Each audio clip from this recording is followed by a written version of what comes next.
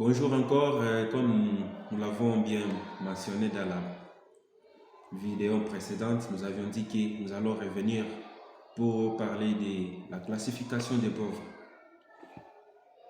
Selon mes recherches, j'ai vu qu'il existe trois classifications des pauvres.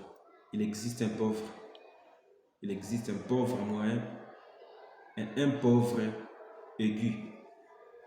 Mais qu'est-ce qu'un pauvre? Un pauvre, c'est celui qui va au boulot, il travaille quotidiennement, mais il n'a aucun projet envisagé.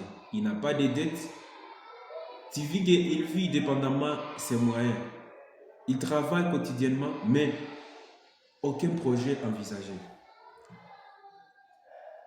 La deuxième classification des pauvres, c'est les pauvres moyens.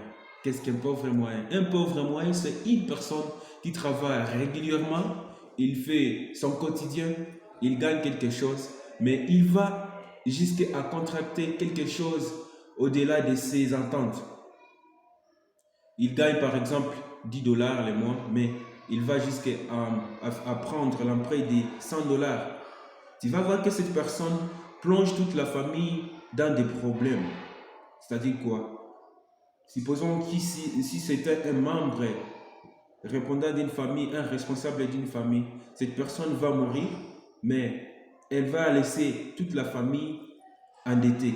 Vous voyez que cette personne, vraiment, nous n'aimerons pas que nous puissions avoir des gens du genre dans nos sociétés. La dernière classification, c'est la classification des pauvres aigus. Qu'est-ce qu'un pauvre aigu? C'est quelqu'un qui n'a pas de moyens. Il n'a pas de moyens. Bien qu'il a la volonté, il peut vouloir aider quelqu'un, mais il va se dire, moi, je n'ai pas même de moyens pour ça. Moi, je n'ai pas comment faire.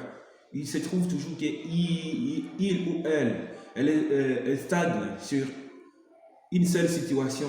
Il se voit que, par exemple, il y a des funérailles, il y a des gens qui sont morts dans notre entité, mais j'aimerais aussi faire part. Mais il se voit qu'il n'y a pas moyen, parce qu'il est limité, il n'a pas de moyens suffisamment pour faire quelque chose. Merci beaucoup, à nous revoir dans les prochaines vidéos.